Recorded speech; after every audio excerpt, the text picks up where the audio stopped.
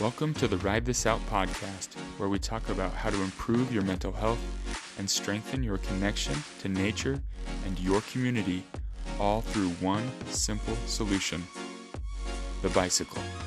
My name is Zach Golding, and I'm a licensed clinical social worker and mental health therapist. I'll be your host as we discuss the power of pedaling.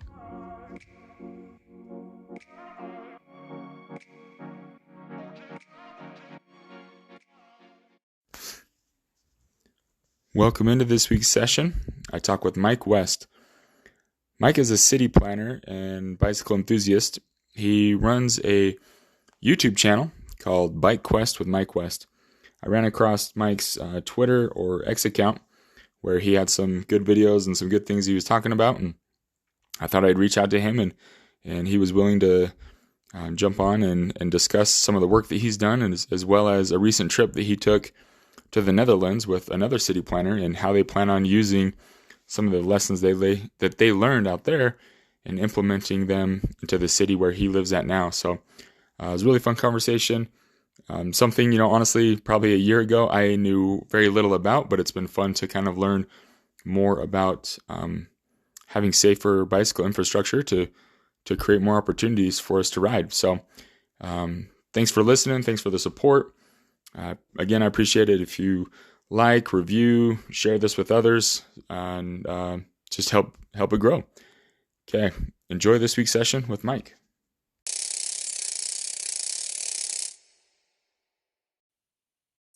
All right, Mike, thanks for joining me on the podcast today, taking out some time between meetings and everything you got going on. I just wanted to ask you to start off by introducing yourself, who you are, where you're from, and just all those good things.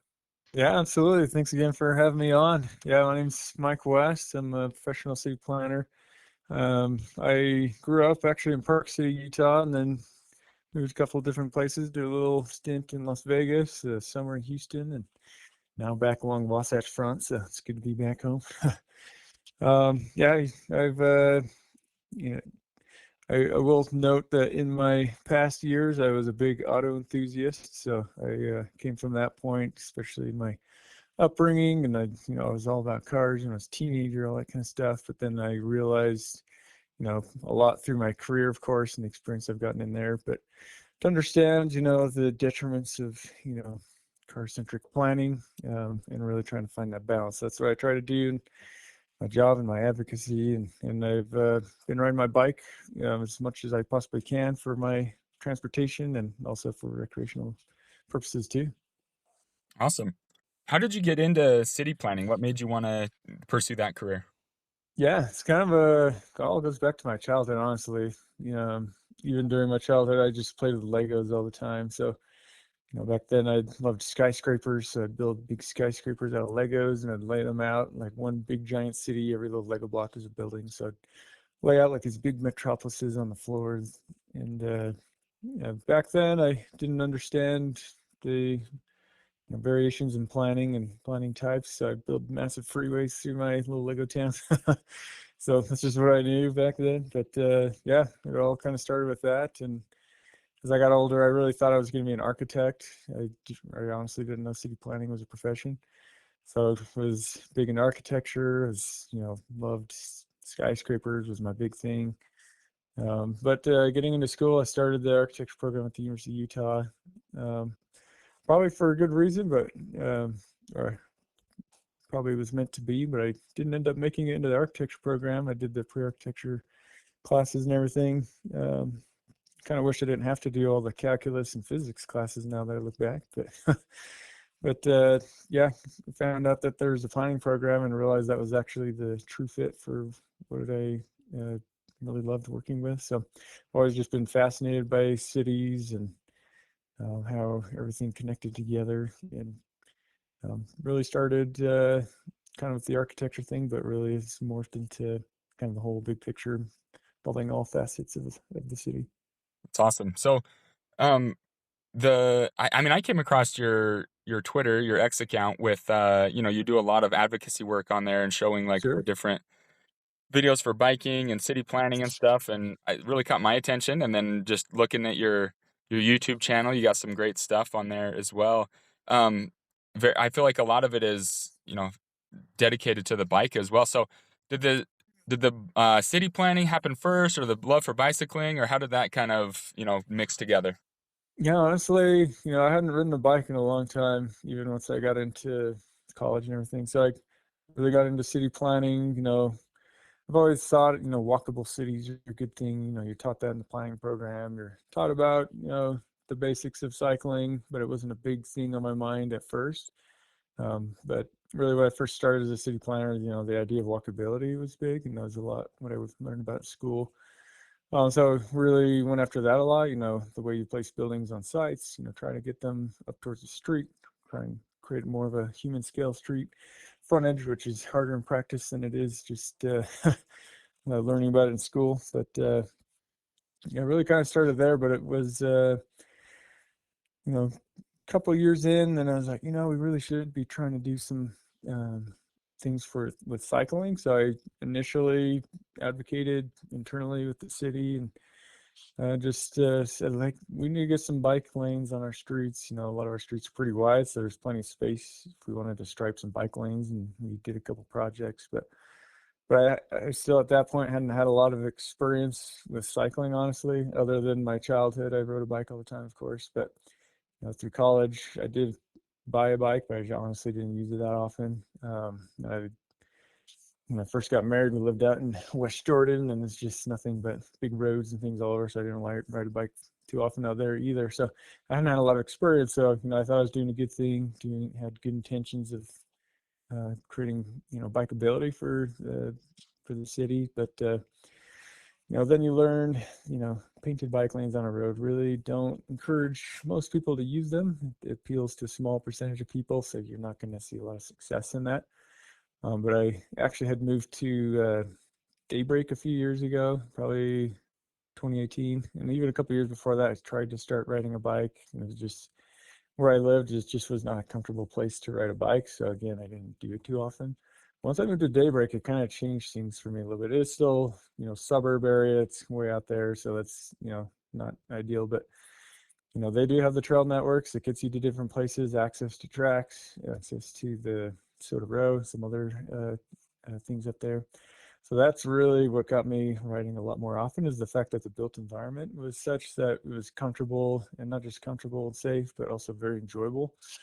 So because it became this, easy, enjoyable thing to do, I started doing it a lot more. And that's really what got me into it, experiencing it a lot more. So it's been about 2018 is really when I started cycling a lot. So, Nice. so, Yeah, and so I've noticed that with your channel, you have a family cargo bike, and I'm sure you ride a yeah. lot with your family and your kids, right? Yep, yep. So yeah, I've actually got a son with special needs. He's got some physical and mental challenges, but that's his favorite thing. I would probably say hands down is riding in the cargo bike. So anytime I get him in the cargo bike, take him for a ride, we'll get him back home. He's just the happiest guy for the rest of the day. Yeah, that's awesome. Before I did the podcast, I would have people kind of write in, just do like guest writer blog posts, and I had a few people with kids with special needs, and they have those bucket bikes, right? And they throw their kids in there, like whether it be a front Yeah. loader or a rear loader, and they just talk about how much that just helps them, like the kids, but also the whole family, right? To be able Oh to get yeah. out and do stuff. That's cool that you can do that. It's huge. And now my daughter, she's about 6 years old, and she's starting to cycle places all over the community. We'll even go, over to the grocery store and stuff, and I'll test her. And I think it's really important for kids in developing their independence. Like, all right, you show me the way. I don't know. I'm going to pretend like I don't know where I'm going. You take me to the grocery store. Now she's learning her community rather than just sitting in the back of the car. So she now understands, has a little bit more of a mental map, and she just loves doing it as well. So it makes her really happy to be able to get out and do that. Cool. Yeah, and I've been out to Daybreak a few times, but yeah, it's a very unique community, right? Because it's definitely out there, like you say, but with all of the bike paths, the parks, everything is connected. You have like they have actual bike parks, right? Like different trails Yeah, and different things that yeah, you can do. The river that goes through there, the different. It's a beautiful community. yeah, yeah. As far as a suburban example, it's definitely one of the best we have in Utah. Um, Certainly, it's not just about the bike paths. they've done better. I wouldn't say it's optimized, but done better to create traffic calm streets, slow things down, a little bit smaller scale on that. And that's really one of the biggest things is, having communities where, there's a balance that, certain roads, are designed to move traffic, but overall, you're slowing cars down, you're making it safer, you're not making people feel like second-rate citizens just for getting out to walk and bike. You actually feel like it's intended to be that way. Yeah. So yeah, definitely takes things a whole step uh, further with the way they've done it compared to your typical suburban communities. Yeah.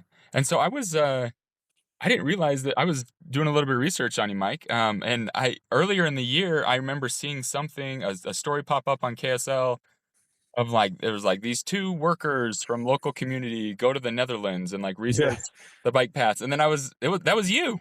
Yep. Yeah, that was you and your coworker. So tell me what inspired that, you guys, and what was that experience like? Yeah, yeah, totally. It started really with my YouTube channel. So, I mean, I started learning about the Netherlands, and then I started my YouTube channel, and I was just so intrigued. Originally, I thought, I mean, Denmark's done a lot too, Copenhagen and some of those cities. That was where I first started doing my research. I'm like, wow, this is crazy. There's so many people riding bikes. Then I got looking into the Netherlands, seeing other stuff on YouTube about it as well. And I think they've taken it a step further with making it a little bit more intuitive in the way they design the protected intersections and everything. So I don't know, I guess it's my opinion they've done, some of the best in the world as far as the design of the cycle infrastructure. So I really kind of latched onto the Netherlands, like, wow, this is so cool. I'm like, someday I've just got to get over there. But through my YouTube channel, I made a post once. I was like, hey, for anybody who's local, if you want to come check out Daybreak, take a little bike ride, I'll set something up. So a couple of people did that with me. I had someone email me and said, hey, I'm not in Utah, I'm in the Netherlands. Maybe we can do a virtual bike ride. So it's like, okay, this sounds cool. So, I hopped on and did a little virtual bike ride. He showed me around kind of near where he lives over there in the Netherlands by Wateringsveld, which is part of the Hague. And it's kind of cool to check that out. I was like, wow, it's awesome. Just not just seeing just a typical ride, not part of a scripted video, just kind of see everything as if you were riding there yourself. But it started from that one video call, and anyway, he and I have become good friends now, and he's taught me a lot about kind of the overall system, not just the bike infrastructure, but the way they do the community planning and the roads planning and everything like that. So I learned so much. But anyway, I talked with it's actually my director that I convinced to go out there with me, and he and I were like, hey, we're just gonna pay our own way. We found like super cheap airfare because it was on sale. And anyway, my friend over there was like, yeah, if you come over, I'll show you around. We'll take a look at all these different things. So, I ended up going over there and did a whole tour. And I just can't thank my friend enough for showing us around and for all the knowledge that he shared with us. But it's truly, truly amazing. It's one thing to see it in a video, but when you get there yourself, and you do realize it's not perfect and not everything in the Netherlands meets their current standard, but they've been at it for far longer than we have in Utah. And I will say Utah has made progress compared to 20 years ago. We've already made a lot of change, which is exciting, but there's still a lot of work to do. But it was cool to go to a place like the Netherlands where they've been at it for a few decades longer, and just to see how the built environment really affects people's behaviors and decisions and the way they get around and the way they choose to live. Yeah, and that's one thing as I was reading about it, your experience out there, and I love that how you say that the environment impacts our behaviors, right? And then those Yeah, behaviors then in turn affect our emotions and our mental capacity and our mental health as well. So, but it all starts with creating that safe space and just for people to even have the option to do it, right? And yeah, so, yeah. yeah. So tell me how, that experience, right? I mean, I'm sure some things stuck out quite a bit. Like, what are some things that you've thought about that you're like, oh, I really want to implement this in the cities where I work or in Utah or just in America in general, or like what's even realistic that you could do? Yeah, when I'm a very idealistic person, I'm like, oh, this is totally how we could do it. But then you have the reality you're dealing with. So I try to remember both of those things. Kind of, I aspire to these ideals, but sometimes you have to take steps to get to that in reality, and sometimes it's hard to be patient with all that. But definitely, there's one thing that we learned about was it's actually part of the Dutch Code Manual, but there's these 5 design principles when it comes to designing your cycle network. So, I mean, theoretically, you could copy and paste the way they design stuff from the Netherlands and put it into Utah, but I try to take the principles and see how you can translate it, especially when you're dealing with, engineers and other people who design this system as well. They're going to be a little bit more risk averse and want to stick to current standards and stuff like that. So trying to find ways to take, what are the elements that we're after? How can we make it work with our current standards? So a lot of that is what we're trying to do. But a huge component is the way you do your road circulation plans. So that's something that we haven't always gotten right, but something we're really trying to look at and do better on. So, for example, over there, they'll have a primary roadway and they don't just cut it straight through the center of a town. They will take it over and around a town. So they're not cutting it right through people's neighborhoods. So you can kind of think of a neighborhood or a city center as like the living room of your house. You're not going to park your car into there. Your car parks outside on the street or wherever else. So if you don't want to take your roadway right through the center of your town, you want to take it around it. So some of those things are the most critical things you can do to get right. I do believe, and Melissa and Chris Bruntlett have shared things like this before, but the most important thing you can get right is your roads plan. So that's really important to be looking at, and the design of your roads. Because often what we do see a lot more trails and things getting built in Utah, which is exciting. We've definitely seen our share in our area, but it's going to take more than just putting a trail next to a high-speed, busy arterial road, for example, because it's still, you have to access that trail. Our cars are going fast enough that they can go off the roadway and onto the trail. So there's a lot of the road design components that we really need to get right. And I really look to the safe systems approach that FHWA is now adopted, and really trying to help others understand and what that really means for not the design of the roads, but the way you circulate and the functionality of them is going to be so important to get right. That's, I mean, a lot of things that honestly I never think about. And I've ridden my bike a lot. I've definitely been riding more these past few years. But as I've been doing it, my perspective has kind of changed and opened up of like, yeah, that road is not a good road to ride on. Or, Yeah, yeah, okay, I want to take this trail, or, to have a protected path. That's definitely, key for getting more people out. Like I talk about this a lot on this podcast, but the Murdoch Canal Trail, I'll yeah, ride on that almost daily to commute to work. And it's amazing, right? And there's like hundreds of people that use that. But that's just been recently put in, in the last 10 years. yeah, And then just connecting to that, right? And like connecting a lot of other safe paths and safe routes to those main protected paths that I think that a lot of people, yeah, they don't really think about until you're actually doing it. And you're like, oh wow, this is huge. This is very critical. yeah, absolutely. And even amongst the bike network, you might have different functionality, like the Murdoch Canal Trail. I hate to call it a bicycle highway. In fact, even in the Netherlands, they've kind of veered away from that term. They call it a through route, because those who are older don't like the sound of riding a bike on a highway, so it doesn't appeal to everyone. So it's like, yeah, let's make it sound like it's all ages and abilities. And the Murdoch Canal Trails, it's an awesome example of how to do it. But what we do need to do a little better job of is connecting transit and city centers, and we still have a lot of work to do on some of that kind of stuff. Yeah. And so not all of us bicycle riders or, pedestrians are city planners, right? And so what Yep. advice would you give to us of like how can we get involved, and how can, because we're not the decision makers, we're not the planners, but what sort of influence can we have? Yeah, honestly, I can at least speak for our city council. They want to do the right thing. Everybody's got their own opinion, and our opinions are often based on our experiences and what we're used to. So when I advocate a lot and I propose a lot of new ideas, a lot of things that are different from what's currently happening, and it's not always easy for people, especially when you've been structuring the system a certain way for so long, and all of a sudden some guy comes along and says, "Well, maybe we should be thinking this or that." It takes time. Change, unfortunately doesn't happen overnight. And the development of the structure is done by people, and people have mindsets, and the mindset kind of drives, what their priorities are. So You have to have deep leverage points to change, paradigms or, someone's mindset. So it doesn't just happen on the surface level.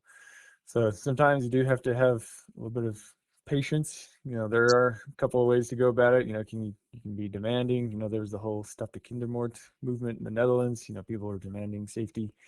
And obviously that, worked pretty well. In their situation, in my role, I have to take a little bit more of a, um, I don't know if I want to say delicate, maybe diplomatic approach.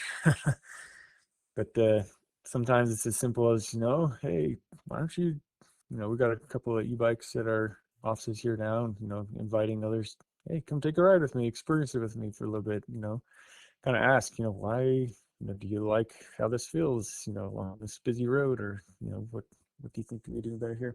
Getting people to experience it, I think, is really important, especially those who are making the decisions. But well, I had a point and I'm losing it now. Yeah.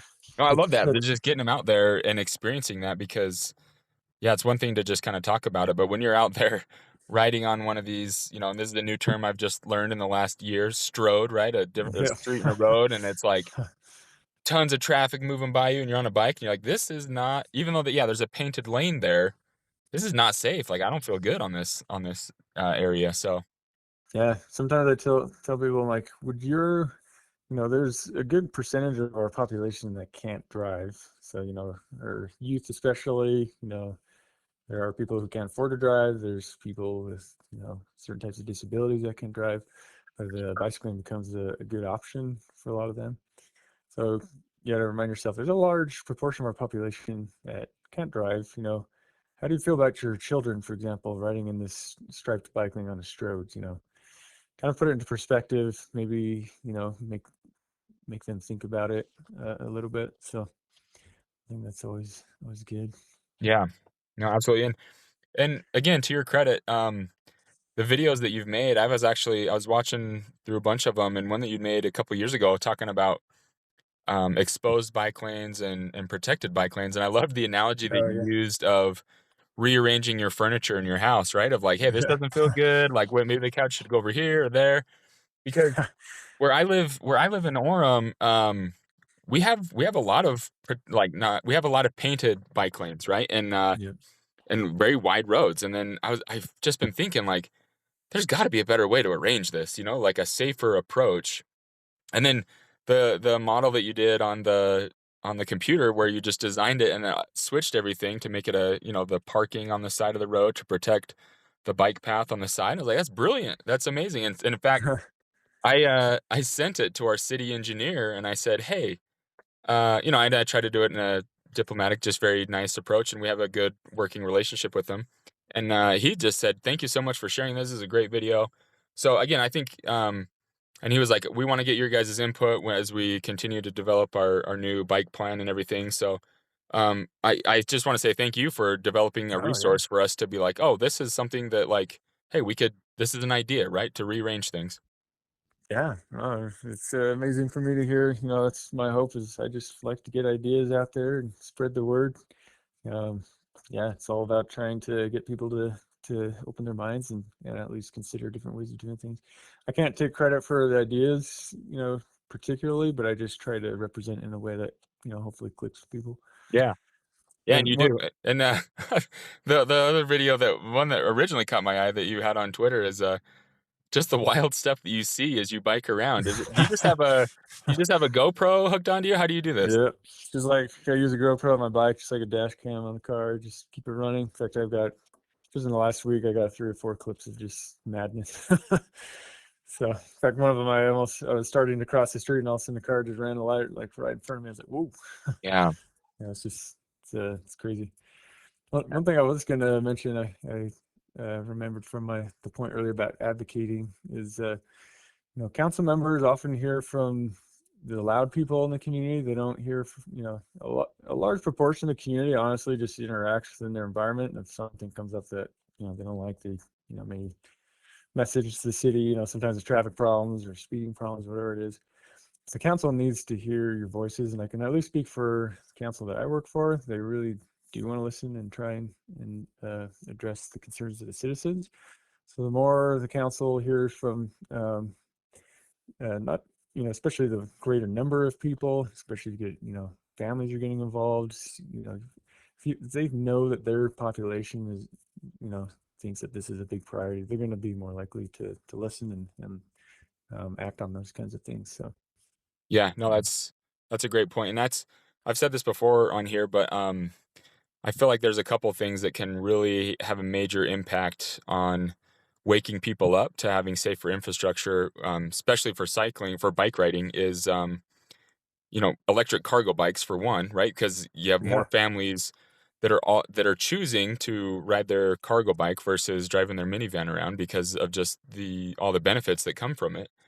So yeah, you get a lot more people out biking and going longer distances, and so they need that safer infrastructure. And then also the other one is the bike buses, the whole bike bus movement that's happened. And I don't know if you've seen a lot of those videos of just oh yeah, hundreds of kids riding their bikes to school and just how powerful of an image that is for city developers and planners and decision makers of being like, "Oh wow, like if there's a safe way to do this, kids will actually do it," and it will and then the benefits that come from that is too, right? Like help the kids out in school a lot more, help their mental health, help their physical health, help, alleviate traffic, alleviate pollution. Like it just checks so many boxes oh yeah. to be able to create that for people to ride more. So And that's the thing I try to remind everybody too.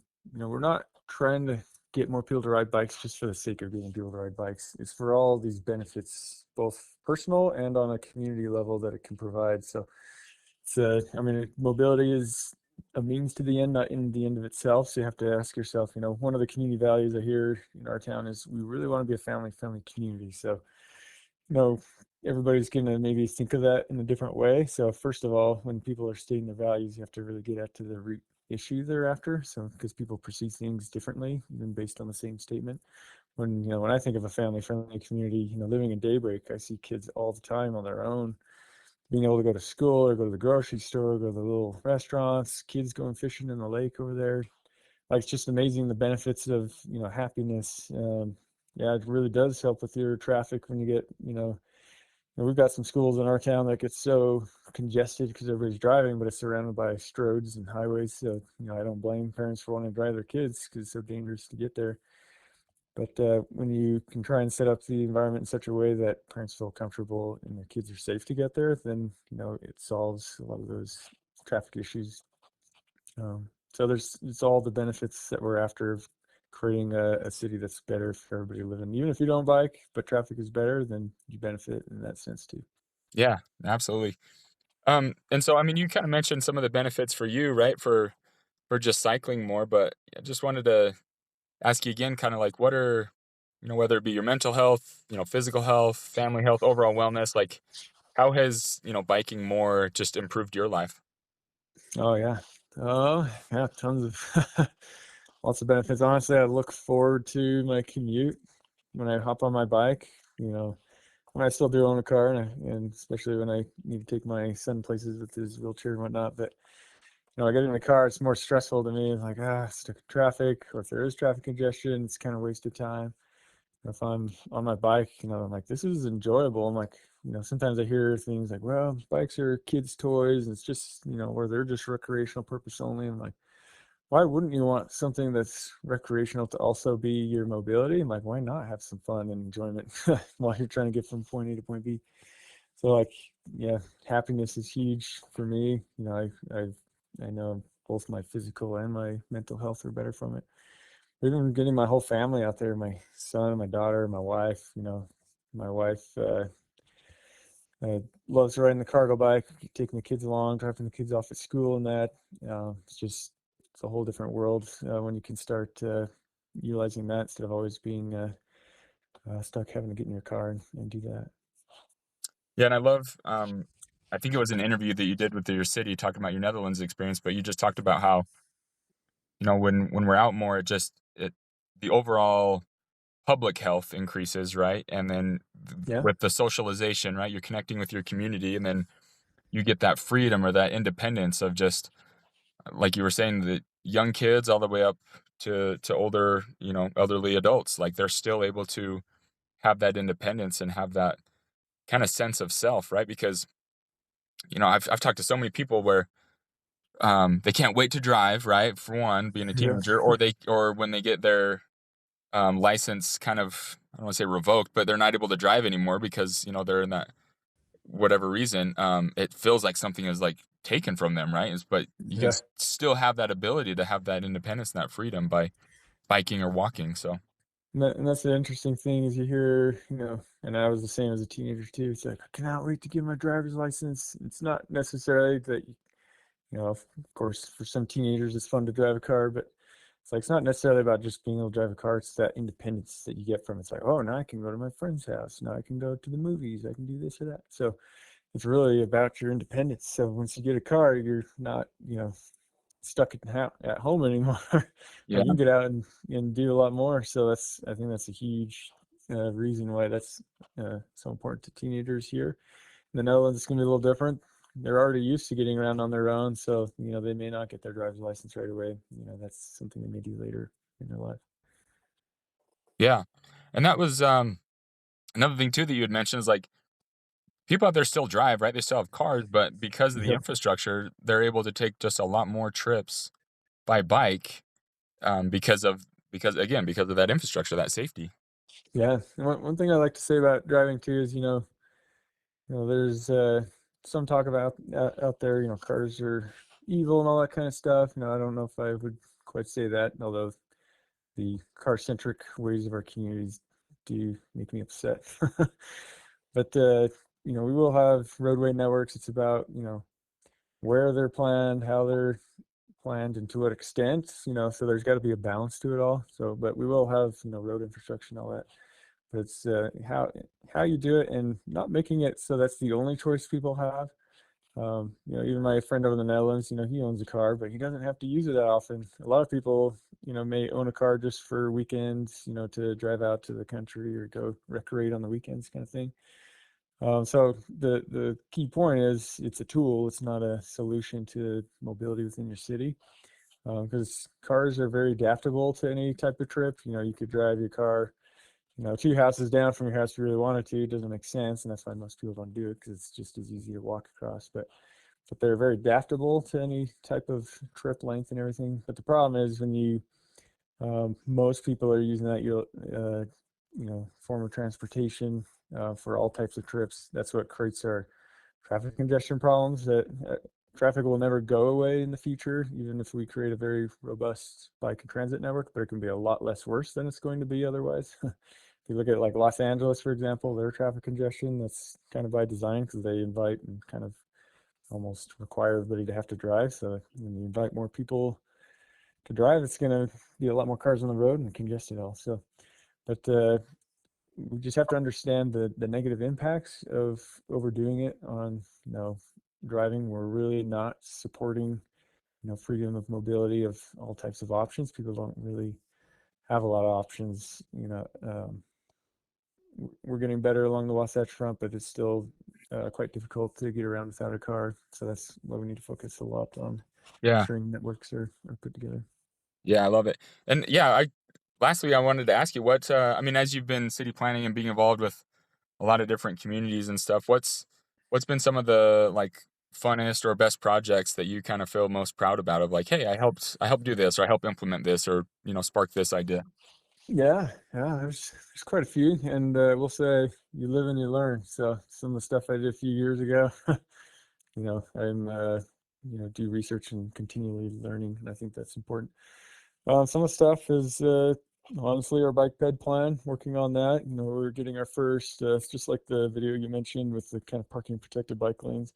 We're getting our first version of that in our town. So I think again, part of advocating is sometimes you got to try something out that's not totally permanent in nature. It'll have little reflector posts and striping and parked cars for protection. So that was When, pretty exciting. That's a huge step in the right direction. yeah, And when is that happening? so next spring is supposed to be complete. So they've done a lot of the roadway improvements that had to be finished. There was a few sections where there's some pieces of road missing. And if we completely redesign, rebuild the road someday, then we'll do it differently. But most of the road was already existing, so we had to finish off a few pieces of it. But next spring we'll have it totally complete. And they'll have kind of protected style intersections, though in hindsight it would be better to do a one-way style bike lane on both sides than a two-way on one side, but that's getting part of the learning process.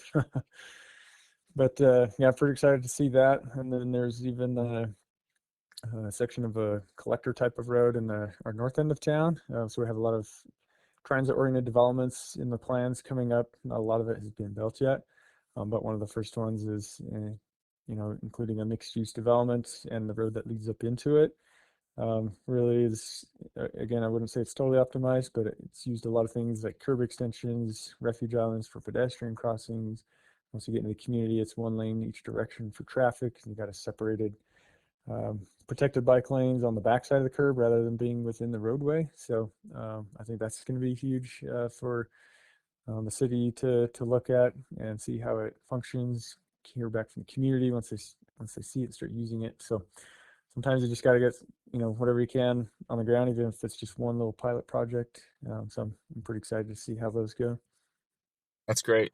I love it. Well, thanks again, Mike. Again, I appreciate taking some time out of your busy day, but also just thanks for the work you do in the advocating. I know that's it's helped kind of put some ideas in my head so I can have some better talking points when I'm talking to other city planners, Yeah. give them some ideas and stuff. So again, I appreciate all that you do, and hopefully, as you continue to do more, we'll see some other things happen, over the next 10, 20 years as well. Yeah, totally. No, I appreciate you doing the podcast. It's always great to get more people aware of the issues and get more people involved too. Absolutely, absolutely. All right, well, thanks, Mike. We'll talk again soon. All right. Okay, sounds great. Thanks so much. Okay. Have a good day. Yeah, you too. All right. Bye. Bye.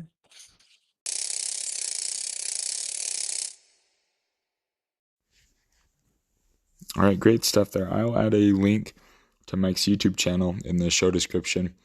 One of the things that I really liked what Mike talked about is just the evolution, right? The process of gaining that better infrastructure.